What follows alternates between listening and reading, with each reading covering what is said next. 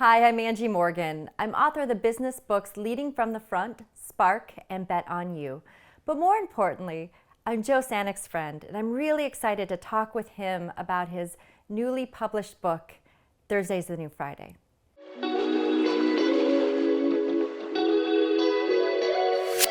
So where should we start? So we can start just talking about kind of the idea behind this book. Yeah, it's interesting. I was working with this lady, Nancy, who is my writing coach, to just get the proposal together. And as we were chatting about just like what I do with counselors and therapists and coaches, one of the big things that she kept coming back to was how I view time differently than other people. And I don't know if you've experienced this, but there's times where someone says to you, this is sort of a superpower. And then it's like, I didn't realize that was abnormal, like that like people don't just think this way. And so as we talked more and more, I realized that like working 4 days or fewer a week was really something that I am passionate about, that I feel like I'm more creative because I do that, but then teaching clients that.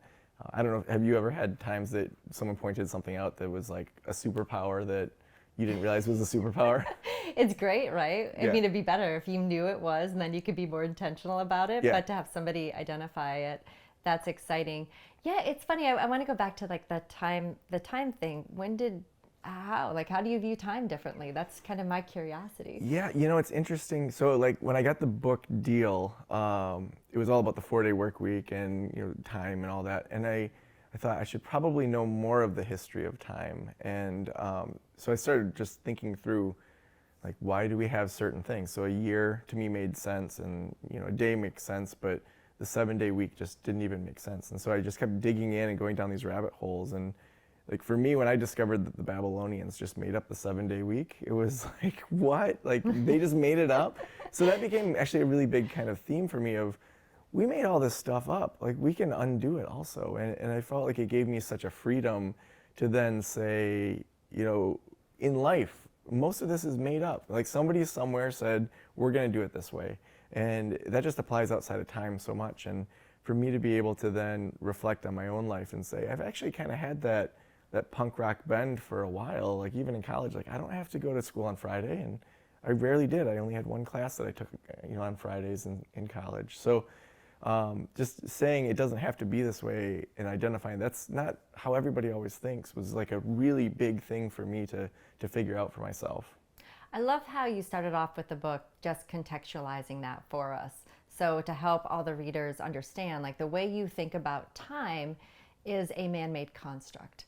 And when you think about that, what's the problem with how we think about time? Because you not just only live your life with a really great perspective on time, but you also counsel people. So I'd be curious, in your counseling sessions, do you feel that time is this major source of stress or pressure point for people? Is that kind of the genesis for this? I think so much of it is, so we have the kind of macro human-made time. So Henry Ford giving us the 40-hour work week.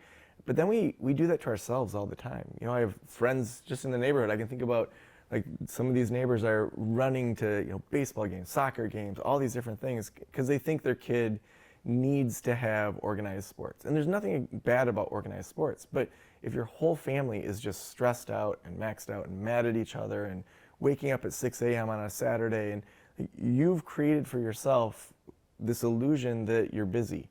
And it doesn't always have to be that way. And I think rarely do we step back and then say, do our kids actually need to be this busy to be successful? Or do they actually maybe need to play outside for a little bit more? Do they need to just, like the other day, my daughters and my nieces found a dead mouse outside. And it started this great conversation around, well, like what happens next? And there's all this curiosity of, do you think an owl will come eat it? Should we put it in the woods? Should we bury it? And it's just like, that's what childhood to me should be, that it shouldn't be that you're always just running from one event to the next. And so it's interesting how we just accept that the 7-day week and the 40-hour work week is just, that's what time is.